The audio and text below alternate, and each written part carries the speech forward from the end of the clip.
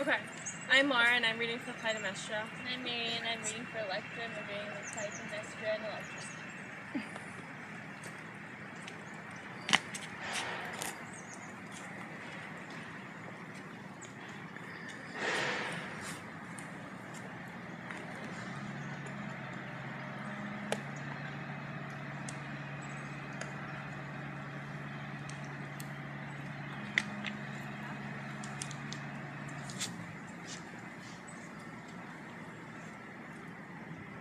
You would not still love him if you would have really known him. He was a self-deceiver who always blamed the gods for his own mistakes. He talked of doing the right things, but he never did know. He always did the wrong thing, the selfish, the mean, the easy. He thought he could steal from great Apollo, his virgin priestess. He thought he could bring her home and be sweet with her in front of me. Oh, can't you understand? Nothing hurts women more than to love and to be hurt. When a husband looks for love outside his marriage, shall we not do as he does? Why are we women always blamed, but never our guilty husbands? I have no regrets. And if you think me evil, look into your own hearts before you judge another. Well, for once you cannot say it is me who rebukes you. Now will you let me reply?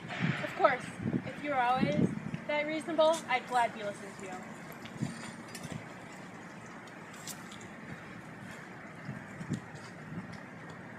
My father was a fine man. I remember. It is vile that you try to blot that out. You admit you murdered him, but what could be worse than that, even if it was justified?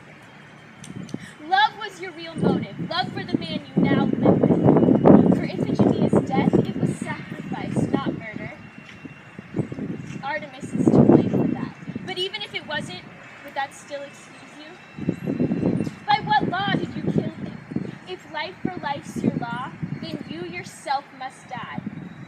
That would be justice. But I must not rebuke you. You are my mother. Oh no, you're not. You're just this mistress. And what else should I be? The wife of a husband who leaves his bed empty for 10 long years? Ask any woman. It is sad, but it is natural. But you do not understand that. You prefer to sleep alone. Yes, I do. But you prefer to be like your sister Helen. You both live for lust. She wasn't raped, she wanted it. As I remember you before you went to Aulis, you sat by your mirror. Oh yes, I saw you, setting your pretty curls and smoothing out your hair. The wife who takes such pains to enhance her own beauty in her husband's absence is bad. Bad. Bad. No, you didn't want him back, nor Orestes either. Why, when you murdered my father, did you not make over to us his house to rule in? You know that we hold it in your father's brother's name. We hold it from Menelaus, who was lost in the storm 7 years ago. It is said that he still lives and will return one day. And then you will give it to him? We will decide this as and when he comes. As and when he comes, no.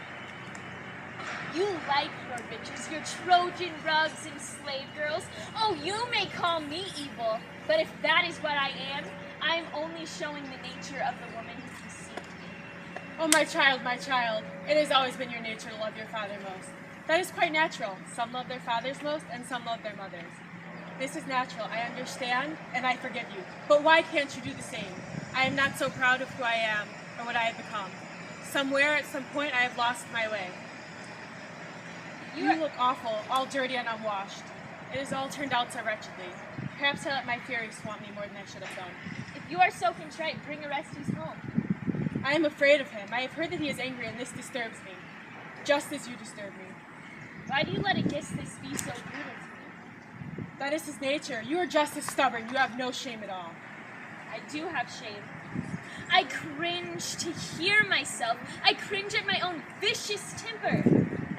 This is not the true Electra, nor the woman I really am. You make me what I am by your hatred of me. Ugliness is taught, you see, by ugliness. It is true, you do look ugly. You do not seem to mind. What should I do? Look beautiful like you? All stench inside? You are your father's daughter, quarrelsome and violent. No, I am like these slaves. Homeless and in your power. Me. It is always me. It's always what I do. It's you who does the talking. Your deeds speak for you, Mother. Why blame me for your misery? Blame my sister, Helen. I do. You both are alike, both murderers, both evil. Oh, what is the point of talking? You turn everything against me anyway. Everything you say cries out against you. We will deal with this when Augustus comes home. There, you let me speak, and then you latch out against me. I have heard you out. No, you've never learned to listen. Now will you please be quiet and let me pray to the gods I came here to do? Please, go on, pray. I won't say a word. Bring the offerings, the fruits of the earth, so that I may pray for relief from all my fears. Great Apollo, hear me. Yet I do whisper, because I am not among friends. The dream I dreamed last night, the dream with a doubtful meaning. That be it great so far, but if it be ill omen, let that ill descend on my enemies, and not me. Let me go on living, unthreatened and unharmed, ruling in the house of Atreus with my loved ones. And if it may be, with children who do not hate me, or make me feel ashamed. Great Apollo, hear me, and give to each of us what each of us is praying for. Goddess of vengeance, hear me, and speak now for the dead. She has heard, and she has spoken.